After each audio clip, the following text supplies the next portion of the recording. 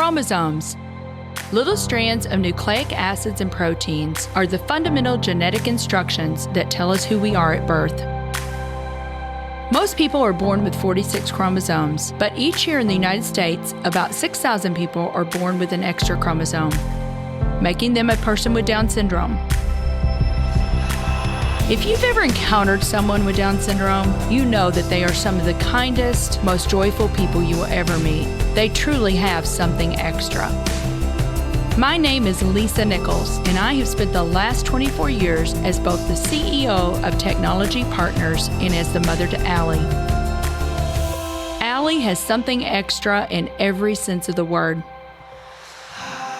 I have been blessed to be by her side as she impacts everyone she meets. Through these two important roles as CEO and mother to Allie, I have witnessed countless life lessons that have fundamentally changed the way I look at the world. While you may not have an extra chromosome, every leader has something extra that defines who you are. Join me as I explore the something extra in leaders from all walks of life and discover how that difference in each of them has made a difference in their companies, their families, their communities, and in themselves.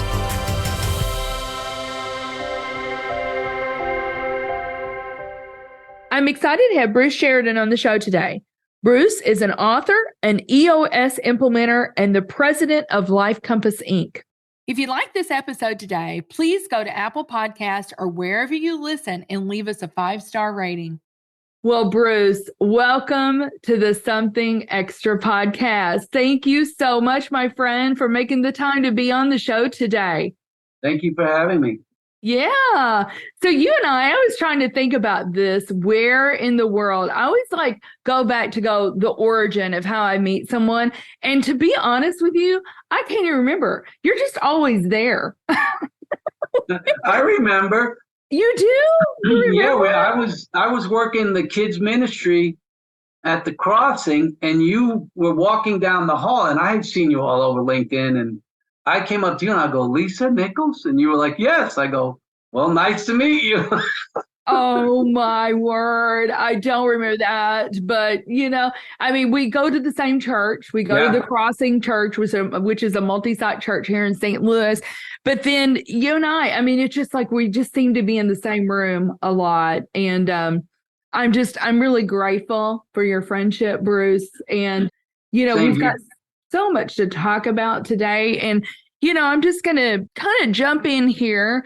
Bruce has written a book called A Well-Launched Life. Jenny, you want to take a picture? I don't know if you can or not, but he's written this book, A Well-Launched Life, and it's really for young people. And I had bought this book when Bruce first wrote it.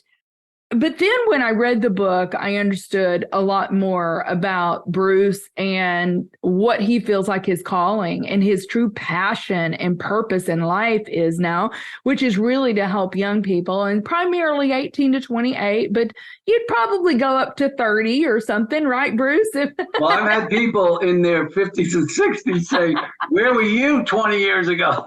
I know. So, this is really, you've done so much in your life professionally, but, this is what you say you feel like your purpose is now. And so, I understand so much more now after digging into your book, Bruce, of why that is. But, let's just kind of take it back to the beginning. I know you grew up in New Jersey, Union, New Jersey, which I think is a suburb of New York. It's really New York, right? Well, it's right across, it's Union City. Union is near Newark, New Jersey. Union City is right across the Hudson River from Manhattan. So I could get on a bus and be in Manhattan quicker than people that lived in Manhattan. Yeah. So you were the fourth child of 6 children, I think, right? Yes. There were 6 children in total, and you were the fourth child. But this was crazy to me. I'm just like, oh my goodness. Things could have ended so differently even when you were 2.5. Yes. You had an incident happen when you were 2.5. Tell our listeners real quickly that story. Yeah, sure. My mom and dad went out, which they didn't go out often, but my aunt was watching us. And when my mom and dad knew I wasn't feeling well, but when they got home, I was really sick, in bad shape, like an infection, sinus, and et cetera.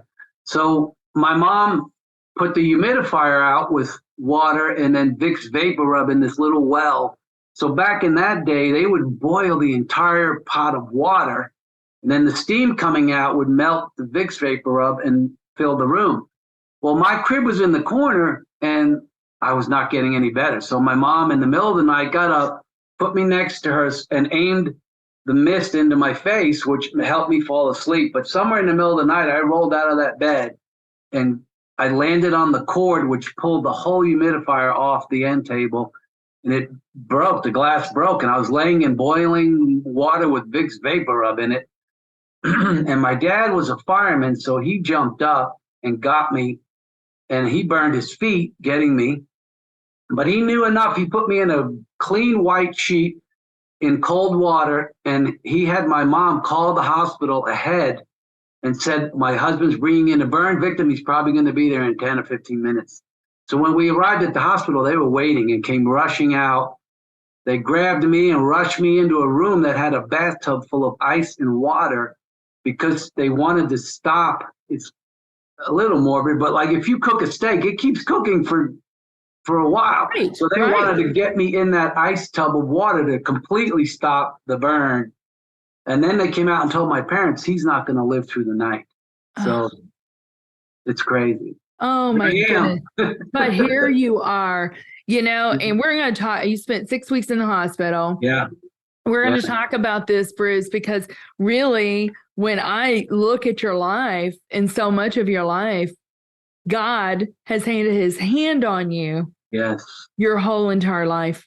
Yes. And it's truly protected you from all kinds of things that could have gone a different way, sideways. But grade school was really hard for you. I was like reading about the nuns. You went to a Catholic private school and reading about how they would like hit your buttocks and your hands with the rulers. And, it was tough. Sister Superior had boots, and you didn't want to get near those boots. Oh my word. Yeah. I mean, they just. I'm not sure I was an angel, though. Well, I know you weren't from the book, because what I read in the book was that you get in trouble a lot. Yeah. And they would write notes to your parents. Well, they would give me the note to bring home, and I would throw it down the sewer. And then my parents came for parents' night, and they were like, the Sister Superior said, why don't you answer any of my notes? And my parents were like, what notes? And oh boy, did I get in trouble. They were mortified, I bet. Yeah. So I had an older brother in the school, and the Sister Superior started giving him the notes. So whenever he got a note, he would tease me, and he was a lot, 3 years older, and I'm jumping up trying to get the note out of his hand, and I would try so hard. He'd bring it home and give it to my parents. I'm like, oh, no, I'm in trouble again. No. Oh, my goodness. Wow. Well, then you went to public school. Your parents had two more children. And, not to Bruce, I don't mean at all any disrespect or to dishonor your parents, but you grew up in poverty. I mean, you really did. Very impoverished. And your parents, once the two additional children came, they could not afford. So you went to public school, and then you faced all kinds of different things, right? And the gang. The gang of four that was the bullies, Oh my gosh. Really? That was interesting. It's almost unbelievable. They broke the teacher's foot. They broke her finger. They broke her eyeglasses. They turned her desk over on her. They turned down over a fish tank, and it went flying across the room, and all the fish were flapping. And then they also were physically abusive to all the kids in the class. So eventually, at the end of that year, 3 of them got sent to quote unquote reform school, where, when they have troubled kids, they get them out of the system. Right. So then after that, it kind of was normal. Oh, and then my 5th grade teacher was a lot more strict than the 4th grade teacher, and they did not mess with her. Right. They used her name whenever they say, who is your favorite teacher on a security question. I use my 5th grade teacher's name, so I can't tell you, because then you'll get into my checking account. We can't. You could tell us, but you'd have to kill us, right? So we're not going to do that. But you kind of described her in your book, and it reminded me, if you remember Matilda. Yes. It kind of reminded me of Miss Trunchbull. Yes. Matilda, that really, cracked the whip, but she brought law and order again Absolutely. to the school. But that was terrifying for you though, Bruce, to have to go to school and face these bullies every day.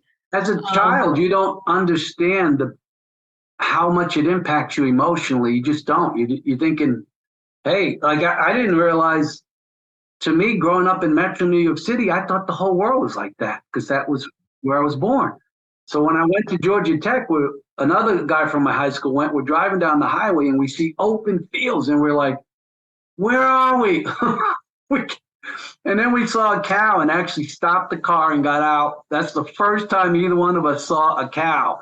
Oh my word. And Oh we my were goodness. 18 years old. People are like, didn't you see a cow in the zoo? I'm like, tell me what zoo has a cow in it. Like, that's not they don't put cows in the zoo because they're everywhere. Oh my word. Gosh, I didn't know that story. Yeah, but it's all about perspective and what you're exposed to, right? Yeah, yeah. Bruce. And so you just thought this is kind of normal, but something that wasn't normal. And it just, I told you off on side conversation, it just broke my heart when I read this. And again, no dishonor to your parents, but your dad was unfortunately abusive. And I'm not just talking verbally, but he was also physically abusive to you, the other children, your mom. And your mom, but I'm sure that she did this out of fear and she loved him. Bruce, there's no doubt that your mom loved your dad, but out of fear, a lot of times she defended him. Because I remember one time he hit you in the mouth and you lost a tooth. Yeah, I spit my tooth out in my hand. Yeah, and then going to the dentist, I told my mom, I'm fed up. I'm telling the dentist, and she was driving with one hand and smacking me over the back of the seat with the other hand and telling me, don't you dare tell him. Mm-hmm. I think back then there was no support because she came so close, at least 5 times, if not more, to getting us out of there.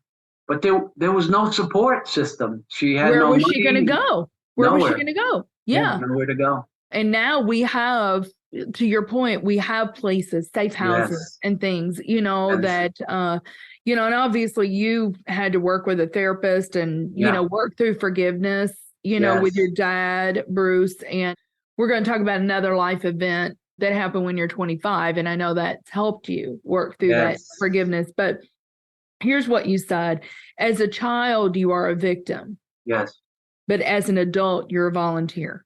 Yes. So as a child, you don't know any better. You are truly a victim. But when you get to be in adulthood, don't enable that kind of behavior and don't, I was probably 16 when my dad struck me twice. And I just stood there and looked at him like, that's all you got? Because I don't know, I had this growth spurt and I graduated high school 6'2", 195 pounds, and it was muscle. So about, sophomore year or so, I was starting to get big and strong, and he hit me twice. And I just looked at him like, that's all you got? And he knew he never struck me again because he knew I got away with that one, but I probably won't get away with it again. And he never struck me again. And if I was in the house, he wouldn't strike any other family member when I was in the house. So it's an illness. His father was the same way, and then he was. And it just gets passed down to generations. Generational. Well, and I was thinking about it, Bruce, and you've heard this adage, but so true. Hurt people hurt other people. Yes. Hurt people hurt other people. And your dad, that's the way he grew up because his father was abusive. But I know through the power of Jesus Christ and your faith, you've broken that cycle and you're not that way at all with your 4 boys or your wife, So anyway, I mean, if you are a listener and this resonates with you, first of all, I mean, Bruce, I am sure would love to talk to you. He's had a therapist, he's had to work through it, but don't stay in that situation, and certainly don't allow that with children. Yeah. So, where you can help it. Absolutely. I'll be absolutely willing to talk to anybody. Well, let's talk about it then. So like you left at 18 and you went to Georgia Tech. This is funny to me, though. You wanted to be a pastry chef. In fact, Bruce, I find this so curious because you when you're coaching young people, I know one of the things that you really try to get to is what do you dream about? Yes. What are your dreams? And you had big dreams. You Yeah, I wanted to did. be all kinds of things. Tell our listeners some of the things you wanted to be. Well, my dream, I love New York City, and I just wanted to be. Oh, well, let me back up. On the holidays, ever since I can remember, I would help my mom cook the cookies, cheesecakes, cakes, pies for the holiday season because we had a big family. So at one point, probably like junior, senior year in high school, I did all the baking for the family, Thanksgiving, Christmas, whatever, Easter. And I applied to Cordon Bleu in Paris and got accepted, which I never dreamed would happen. And I'm like, okay, we're talking the 70s, mid 70s. And there was no smartphones. I had to go to the library and look up where is Paris in the encyclopedia. And I'm thinking, oh my gosh, how am I going to get there? I don't speak French. Where am I going to live? How am I going to pay for it? So they gave me 30 days. They said, you need to answer us in 30 days. And boy, I just fret for 30 days and I realized I can't pull this off. Because as you mentioned, my family was very poor. I worked my way through college as it was. So I got rid of that dream. But then I also had the dream of being an SR-71 pilot. SR-71 is an Air Force spy plane that is classified, but it goes 2,000 or 3,000 miles an hour at an ungodly, not like 50,000 feet up. The enemy can't even hit it with a bomb because they can't shoot a rocket that high. So I wrote to my congressman and I got a nomination to the Air Force Academy. I was so excited. I had to go for an all-day physical, and they found this little broken bone in the base of my back. Well, I got a letter in the mail that said, the school has rejected you. So I called my liaison officer. He goes, look, you can get in. He goes, but that's the flight. They're not going to let you be a pilot. And I'm like, that was your dream. Yeah, and I already had been accepted to Georgia Tech. So I said, you know what? I'm going to pass. I don't want to. It's like my dream's dead. So it was heartbreaking, but I went to Georgia Tech and had a great time. College. Well, college when you're in it isn't so much fun, but once you look back at it, it was fun. That was a lot of fun, right? Compared to paying bills in real life, right? Of course, you were doing that. In fact, listeners, one of the things I found out about Bruce has an incredibly strong work ethic. He's resilient. He's got grit. He's got determination. He's very entrepreneurial, all these different things. But you started working a paper route, Bruce, when you were 10 years old. I did. Yeah. And I was supposed to be 12, but the guy said, how old are you? And I knew I was going to be 11 in a couple of weeks. So I said 11. And he goes, when's your birthday? I said a couple of weeks. So I didn't mean to mislead the guy, but in his brain, he's thinking, he'll be 12 in a couple of weeks, but I was going to be 11 in a couple of weeks. 11. Oh, so my goodness. When he found out my real birthday, he wanted to let me go, but I was killing it. So he's like, just don't say anything if anyone asks you. And then I just did my paper route. Yeah. I got up at 5:30 in the morning.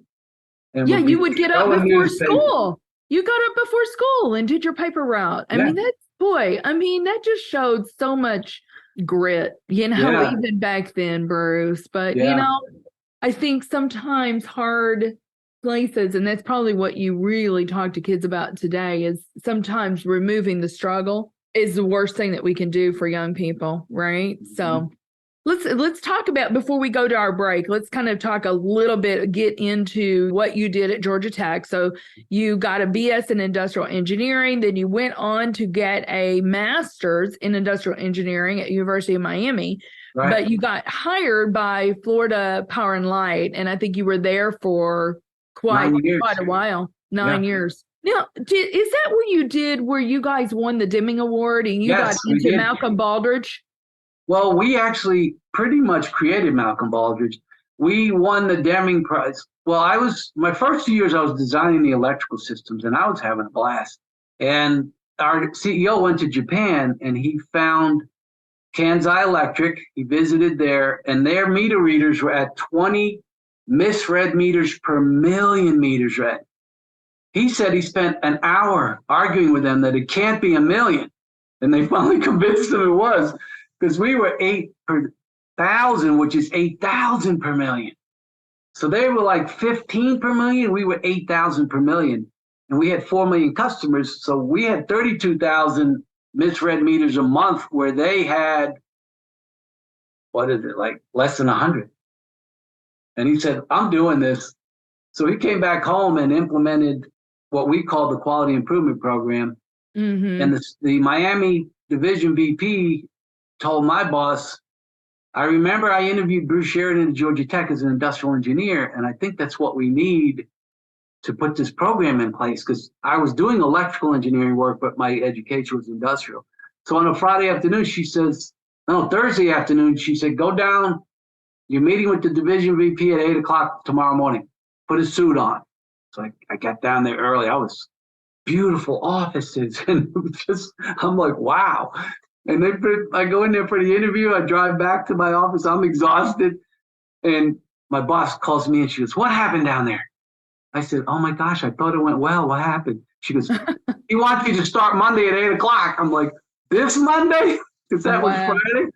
So from Thursday afternoon, I'm running around engineering jobs. And so from Thursday afternoon, I'm going down there at 8 o'clock on Monday, and I'm in charge of this quality improvement program. I had no idea what it was. How old were you, Bruce? 25. 25 years old. That's just nuts. 24 maybe. I don't know. Yeah, it was. Because I'm going in these rooms. His leadership team, they were like in their 50s. And here's this kid coming in, and I'm sitting there, and I am like, I left with a headache for like 3 weeks because my brain was exploding. Mm-hmm. But we did it. We had Japanese counselors come and teach us how to do strategic planning and measurement and really get in touch with your customers. We had a program where we went to our customers' to see how the electricity would help them serve their customers. And we went to our suppliers and our suppliers' suppliers. It was an amazing, comprehensive overhaul. And we went from one of the worst utilities in the country to one of the top. That's and thousands incredible. of people came to visit us to see what we did. So it took us 7 years to win the Demi Prize. 7 years. Wow. Yeah. Well, I mean, again, that just explains to me so much of why you're doing what you're doing today, Yes, with EOS, and we'll get into that. We do need to take a quick break, though, and then we'll be right back with Bruce Sheridan on the Something Extra podcast. Hey there. In a challenging business climate like this, savvy leaders look to technology to find an edge. This can mean the difference between staying ahead of the curve or playing catch-up. It's time to collaborate with the highly skilled experts at Technology Partners. Our team of technologists draws upon decades of experience for your project, with each bringing a passion for solving problems and a track record of success. How can we help you overcome your biggest technology challenges? Visit technologypartners.net to book a free consultation with one of our leaders. Welcome back, everyone, to the Something Extra podcast with Bruce Sheridan. So, Bruce, oh my goodness, we have still got so much to talk about. So I hope you've got the next 3 hours free because we've got so much left that I want to talk to you about. But what I'd really love for you to tell our listeners, you had what I would consider, and it truly was, a come to Jesus meeting when you were 25. So you're at Florida Power and Light. You've got this big, huge job leading, but there was something else in your life going on that I think you were pretty good at hiding this from employers and stuff. But tell our listeners what was going on, what happened. Well, the very first day I started, I'm walking into the building. I graduated college with $110, and Florida Power and Light they were recruiting engineers in droves. So I was coming in that day with 11 new engineers. It was a new class, and they provided me a hotel and they let me use an FP&L car. So I'm walking through the parking lot, and a guy pulls in with a Porsche Targa convertible, and he gets out. He's really dressed dapper, and he saunters in, and we go in. I said, hey. And he says, hey. We go in, and we're in this. He's one of the 11 with me. So I'm thinking we became like really good friends. What kind of salary did he get?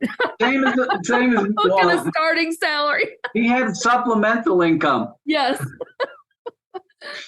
Come to find out, he was in with like the big drug lords of the 80s in Miami.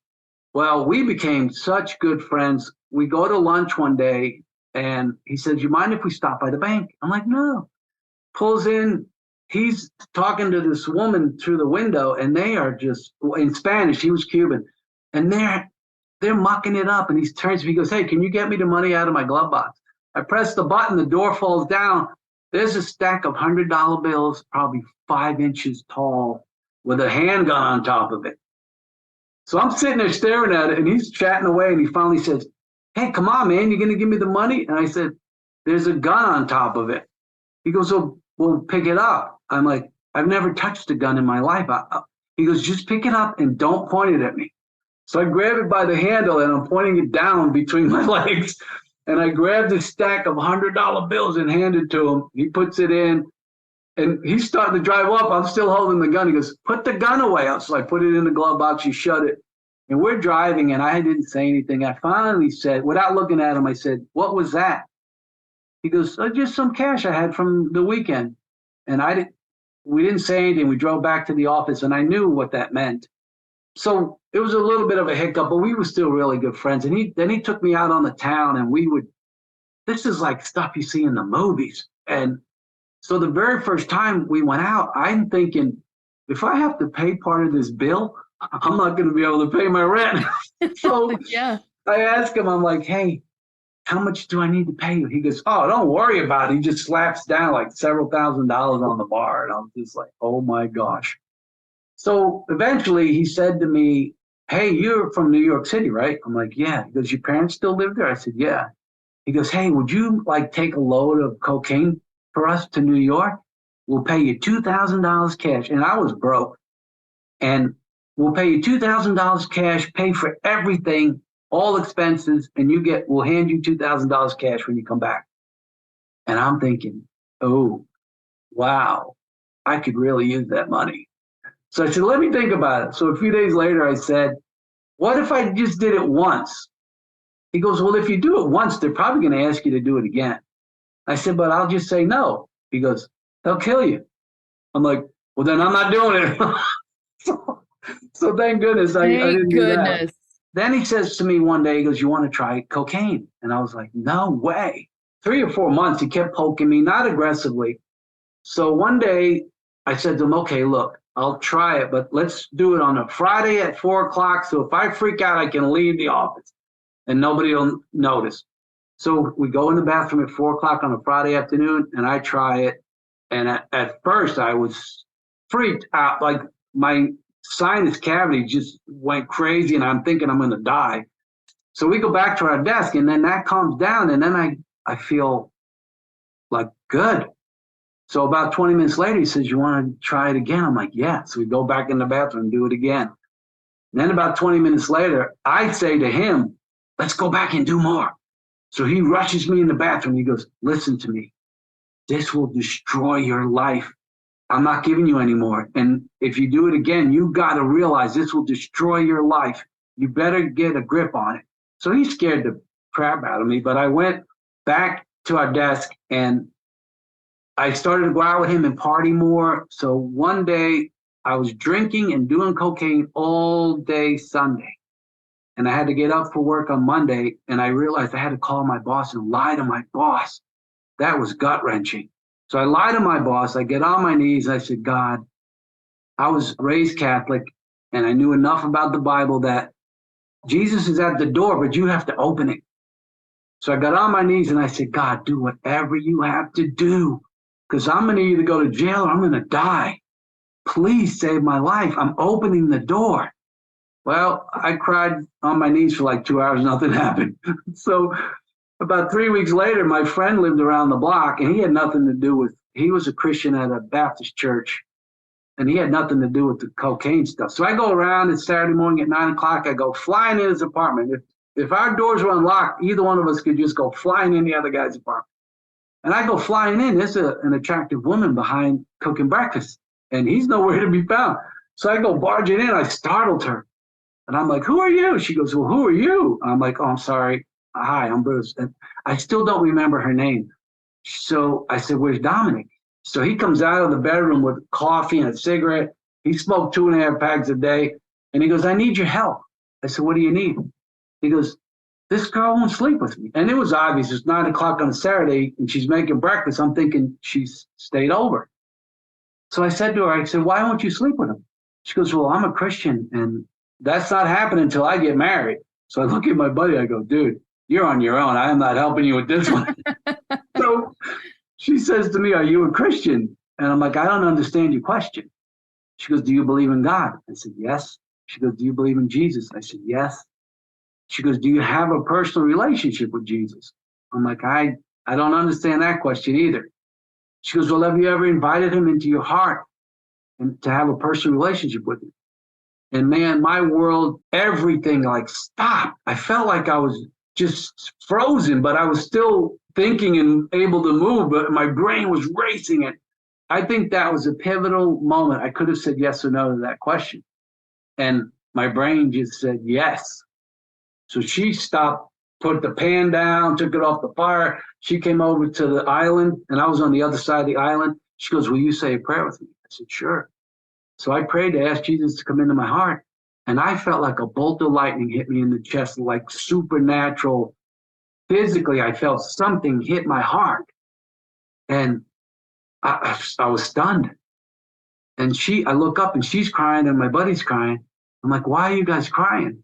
They said, well, you just accepted Jesus into your heart. I said, well, then why are you crying? And they said, these are tears of joy, not sadness. Yeah. I was like, oh. So I still wasn't sure what happened. And I left that day. And next thing, I go to church with him. It was so I start going to church Sunday morning, Sunday night, Wednesday night. I start teaching high school Bible study. And I can't read the Bible enough. And it absolutely turned my life completely around. Yeah. But that wasn't the end of it. I got a DUI about 3 weeks after that. 3 months of attorney, $3,000, about approximately $3,000 for the attorney. And I'm thinking I could go to jail. I could lose my job. So I show up in court. The prosecutor, there were 2 arresting officers. Only one had to show up. The judge says, where are your witnesses? He goes, Your Honor, they both assured me they would be here. And she goes, where are they? He goes, they're not here. And then the file he prepared, it was a mess. And she yelled at him and said, if you ever come in my court this ill-prepared again, there will be serious consequences. Do you understand me? He said, yes, Your Honor. So she slams the gavel and says, dismissed for lack of prosecution. And I'm like, I don't know what that means. So my lawyer turns me around and he points to the back door of the courtroom and he goes, young man, you go through those doors and you never look back. And he pushes me. So I walk out of the courtroom. I'm standing in the hall waiting for sheriffs to grab me. I go out and I stand on the front steps of the courthouse. Nobody's coming. I get in my car and I started to bawl. I couldn't drive. I was crying so hard. And the Holy Spirit was pouring over me because it was about 4 months when I fell on my knees and I said, God, do whatever you have to do. He did. Yeah. And I realized at that moment, he answered my prayer. It was as if I was never arrested, but I started going to AA meetings and I mean. Doing the work, Bruce, to get. Completely. Oh, and I started going to a therapist. I went to first 3 weeks of therapy. I'm like, are we done yet? Are we done yet? And she says to me, we could be done if you want. Am I helping you? I go, I think so. I went every week for 4 years to my therapist to work on myself. Wow. But God has blessed me beyond measure. Bruce, that's why I said when I read your story, I mean, there's more here that we haven't talked about. But I understand so much now, why you want to help young people. But it's like I told you, God has had his hand on you. Yes. In so many ways. I mean, something we didn't talk about, and I don't want to get into it, but I just want our listeners to understand your background and the things that you've been through. That's why you are so equipped, I believe, Bruce, to do what you're doing today with young people. But, you had an attempted suicide when you were 13 years old. Yeah, it was. Attempted suicide. So you've been through so much in your life. And the hard things that we go through, truly, I believe, can equip and prepare us to be a light for somebody else, and when you're working with these young people, I mean, I'm thinking there's not too much that they're probably going to go through that you haven't gone through, and so you're more credible to them because you're like, hey, I've been there. I had an addiction problem. I had a marijuana problem. I had a coke problem. I had a, suicide, anxiety and depression and all of those things. Yeah. I've been coaching leadership teams for over 40 years. And I started Live Compass 6 years ago, and it dawned on me that, wow, because people have asked me throughout my career, why haven't you ever like gone off into operations or this or that and that? I'm like, I love coaching leadership teams. So for 40 years, I've been doing that. And it's like now God's asking me to coach young people. I thought, how much more training could I have had than to be coaching? Like some were small businesses, and I coached teams at Bank of America, which was a $60 billion company. Right. We were Fortune #2 one of the years I was there. Right. And I coached every kind of leadership team, and I thought I could coach young people. Yeah. Yeah. And I'm just amazed that God's plan is so. If you gave me 1,000,000 times to try to orchestrate my life the way God, it would never have happened. Nope. I always say, the dots, it's like the connect the dot, it's just a bunch of dots. And then you can look back at your life and go, oh, I see that beautiful picture, that he was painting all along. But we've got about 10 minutes left, and I want to talk about Life Compass. I also want to talk about EOS, because you are a professional EOS implementer. For those listeners who don't know about EOS, it's called the Entrepreneurial Operating System. And Bruce, obviously, you jumped on the entrepreneurial wagon how many years ago, Bruce, with your consulting business? As a young teenager, my dad owned his own exterminating company, and I helped him. He did commercial, industrial. He had a retail store, so I worked in the store. He specialized in rats in Metro New York City. So we called it rat prevention. We weren't going to get rid of the rats in New York City, but we could leash, it's like a burglar alarm. We could send them to the other business versus yours. Right. So I would be making these sandwiches with nasty rat poison and cutting them into fours. And I'd go out to some jobs and help them throw those around. And so I had it in my blood. And then when I moved to Charlotte, I was asked to teach at Queen's University all the things I learned at Florida Parent Life, putting in the Deming Prize system. And I started teaching, and people kept asking me, will you help me? Will you help me? So I eventually left that job, and I went for 6 years helping small businesses improve in the same thing, right? Strategic plan, a good measurement system, getting your processes documented, how do you solve problems at the root cause? All those things. And then I called on GE, and that exec wanted to hire me. So I knew if I went home and told my wife they want to hire me, I was done. So it was a 3-hour drive from Raleigh to Charlotte, and the whole time I'm thinking, do I tell her? Do I not tell her?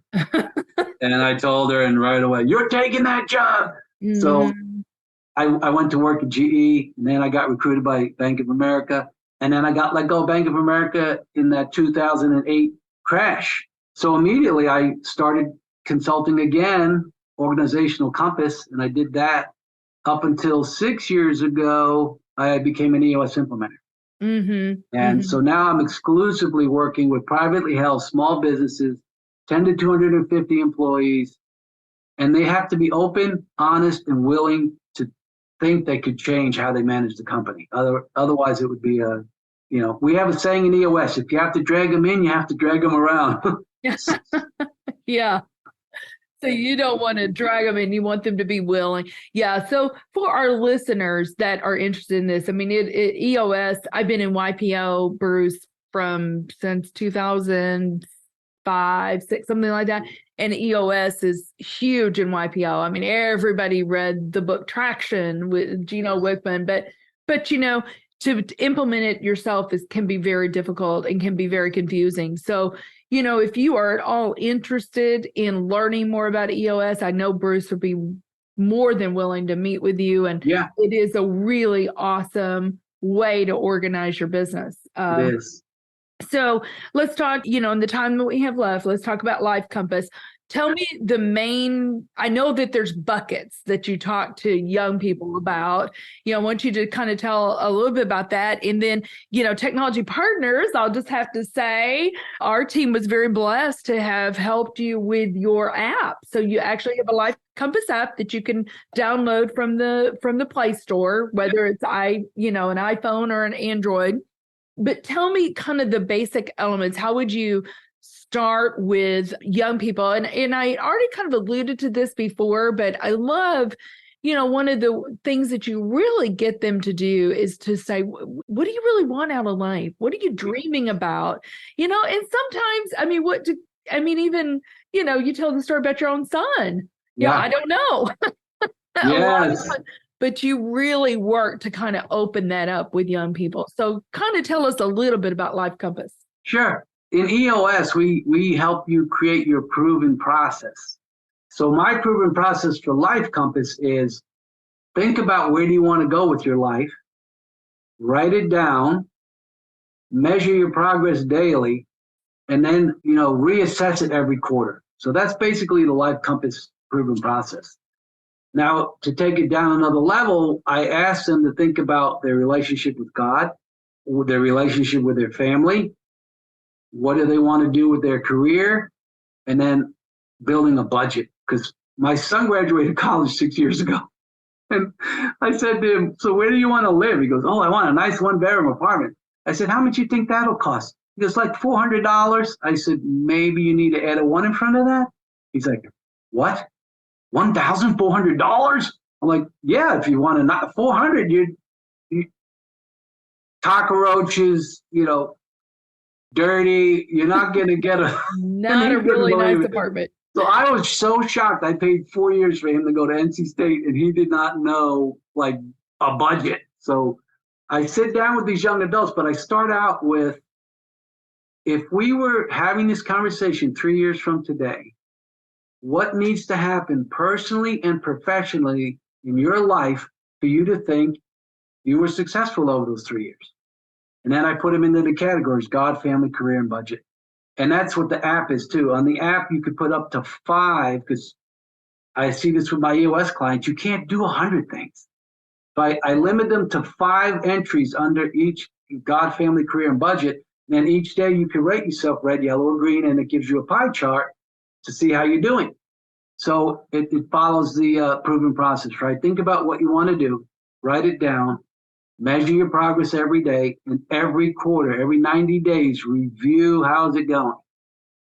So that's what I do with 18 to 28-year-olds. Yeah. I love it. I love it. I love it. I love it. So if you are an 18 to 28-year-old, or I'm sure 30 or 50, yeah, and this interests you, or you know someone in your life, reach out to Bruce. And I know. Or you could get my book is on Amazon, Barnes and Noble, and in independent sites. Yeah, and I love that you wrote the book, Bruce, because it's kind of a one-to-many model, and I love that.